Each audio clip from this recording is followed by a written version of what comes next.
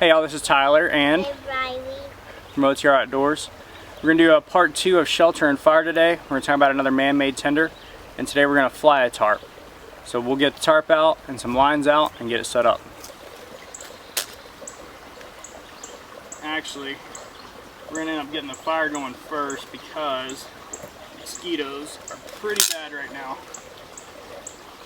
So we're going to get everything gathered up, get that out, and then we'll get our tarp set up, get the fire going to keep the mosquitoes off us a bit.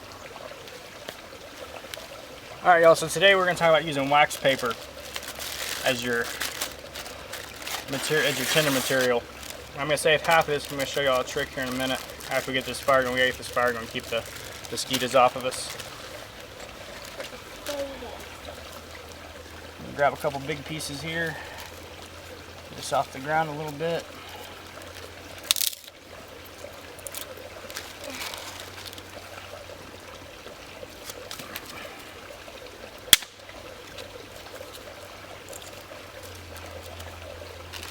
And with this, all you're going to do is tear it into strips. Get some of the paper on the inside exposed.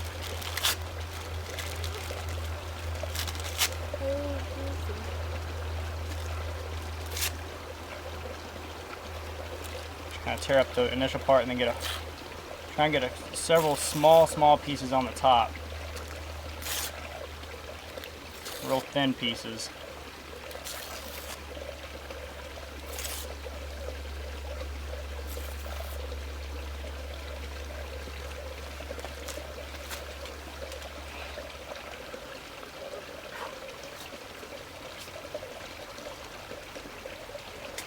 Mosquitoes are out in force today.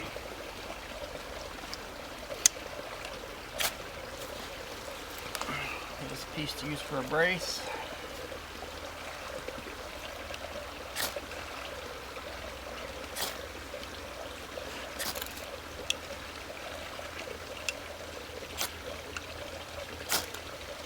There we go. That's really wet.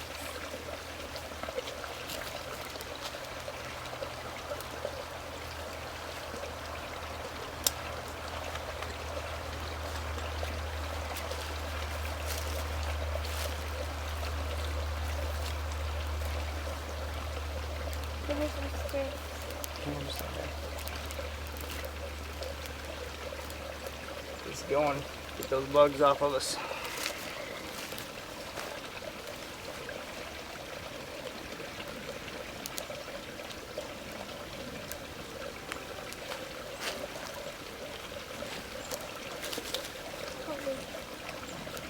You can need a longer one, baby.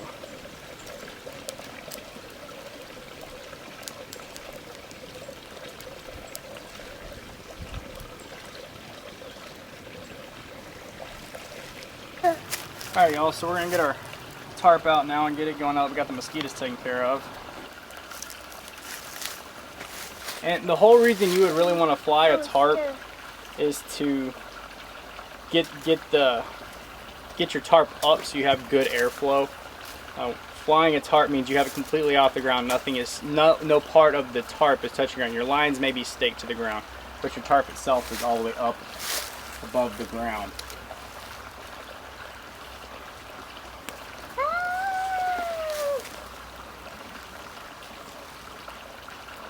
So we'll put one corner here. We're not going to run a ridge line for this. We're basically going to tie out all 4 points of the tarp to do this.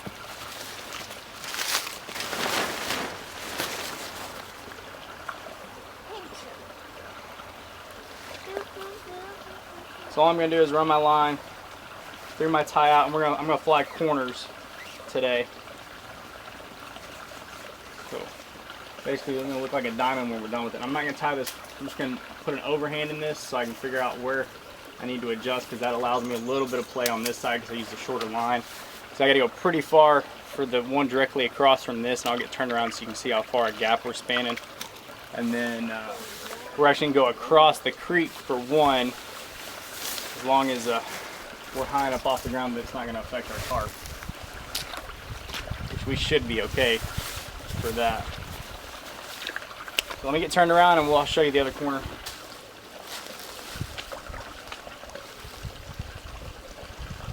Now by doing this with this tarp, it is going to sag a little bit. I was trying to figure out a spot I could, because this tarp has that center tie out on it, I was trying to figure out a spot that I could tie that center tie out to it and raise it up off the ground and raise it up in the middle.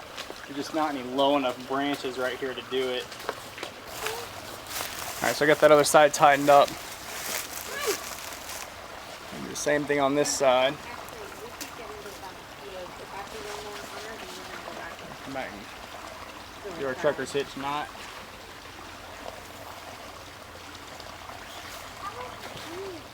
And the whole family showed up. My youngest and my wife just walked down here from the other side of the creek, or from up at the house essentially. Maybe just scoot that back just a touch. It's the only disadvantage to using these long pieces of line. I honestly didn't think this tarp was going to span quite this much of this gap, so I could have got away with a much smaller piece.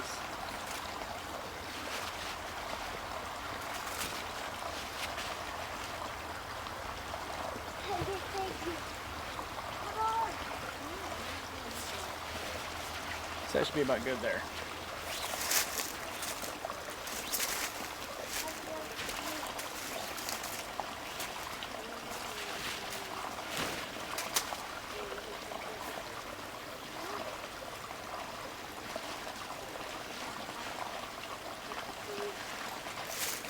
Wind up all our line up off, it's hanging off the ground, so we're not causing a trip hazard.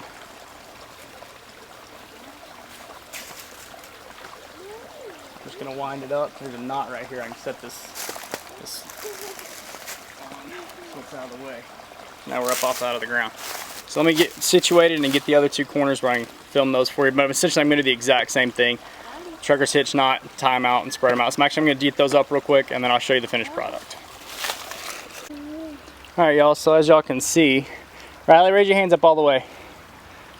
Riley's not even close to it, so I'm going to run down there and give y'all an idea of how tall it is.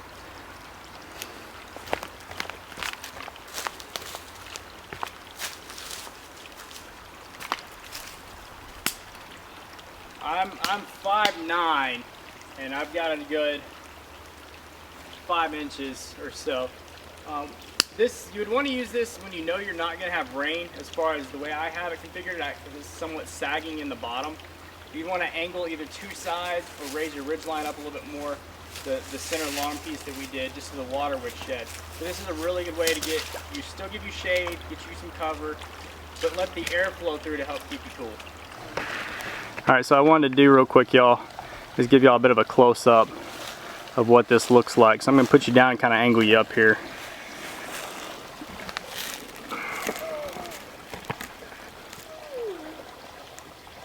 So there you go. And this tarp it's in centimeters, but it's roughly 9 feet by 9 feet if memory serves me correctly. So you've got a good amount of coverage. Alright y'all, so I said I'd show y'all a quick trick with the rest of that wax paper we saved. Take it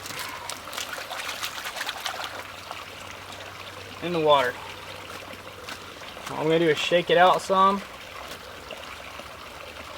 Now with this, you don't want to get too many layers stacked because it'll trap the water in between the layers you put on. You want to get a couple smaller pieces going again, just as before.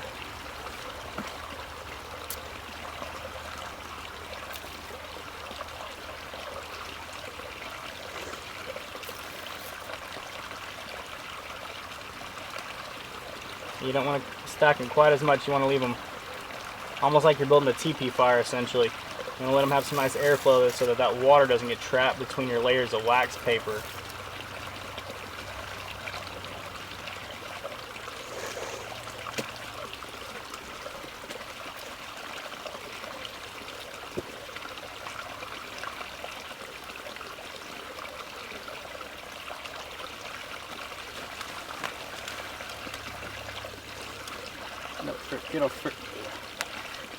Can't even talk now, y'all.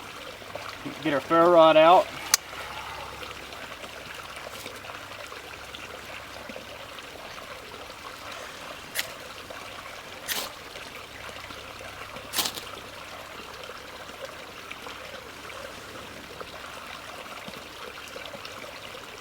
a nice pretty wood.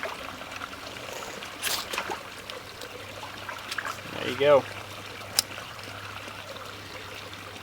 So even when it's damp, just shake it off a bit. Pardon me, shake it off a bit, and it'll get going. Now the one thing you have to pay attention to, like I said earlier, you don't want to stack it as much, because if you see one or two of these places that I have stacked are not going to burn as well as the others did, because that water gets trapped between the layers. That bigger piece that I left is the part that's burning really well. So there you go, your wax paper. If you use it for your fire tinder, it will work when it's wet. Alright y'all, so that's part 2 on fire and shelter, going with man-made tinders. Using the wax paper, you just tear it up into shreds and use it with the ferro rod. You can use it with a lighter, match, you can use it with anything essentially, as far as open flame and a ferro rod. I've never tried it with flint and steel. I don't know if it will work. We may play around with that at a later date, see if it works that way. And how to fly a tarp and get it up, let the air get flowing underneath to you to cool you off on a warmer day. Or the other good thing to really use it for is if you have a common area, if you have multiple people camping with you or out for a couple days, have a common area that's covered. It's a really good way to have shade in the common area. If you get up high enough, you can still have a fire underneath it as long as you don't have a roaring fire, depending on what type of tarp it is. Or if it's high enough, it's not really going to matter. Or just having your fire slightly outside of that tarp that you've got flowing over your common area for everybody to have a place to sit in the shade so they're not getting hot, but still have the airflow to help keep the bugs down, help keep you cool. You alright there? Yeah, okay. I think you're going to fall asleep. Remember, There's always some kind of keep that dash up here and back here. See you next time. remember, there's always a storm coming. Keep your powder dry, your axe and your knife sharp, and eye on your back trail. We'll see y'all next time.